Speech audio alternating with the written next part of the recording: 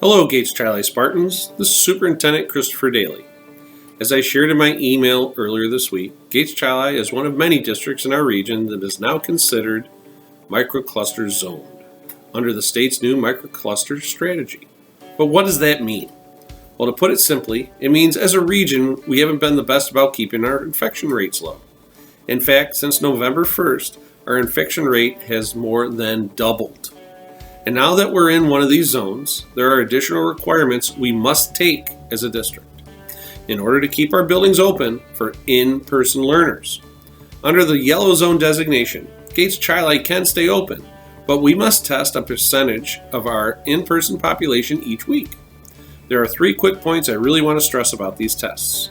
The test is a shallow nasal swab, like this one.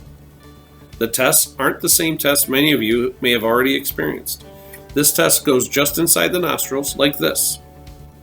We have secured medical professionals who will administer the swabs. It will not be school staff. Our staff will be helping with the reporting of data, which will hopefully bring our infection rates down quickly. Lastly, and this is most important, we will not test any child without parent-guardian consent, which is why we need your help. Please go to www.gateschili.org/COVID-consent and complete a consent form for each in-person learner in your household. This will allow your child to be tested at school. The plan is for students to be tested during school hours. However, we are working to set up a time in the evening where parents could accompany their children and be present for the test. We'll be notifying families if their child is in the first testing group as soon as possible. Once we move to the orange or red zones, things can get even more complicated.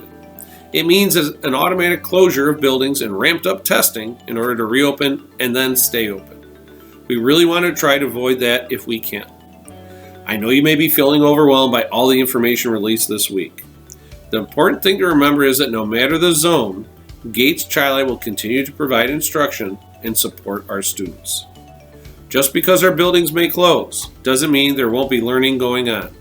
As a district, we will continue to do what is required of us and what is in the best interest of student and staff safety. Lastly, I want to let you know, this beard, though we're putting in extra hours trying to figure this all out, I'm not actually living in this office. This beard is my yearly commitment to No Shave November, which grows awareness about cancer and hair loss associated with it. So whether you ditch your razor this month or not, join me in continuing to be vigilant about wearing our masks, washing our hands, and avoiding large groups and gatherings. Our actions outside of school directly impact our ability to keep our doors open. Let's stay strong and encourage others to do the same. Complete your consent forms, and most of all, go Spartans.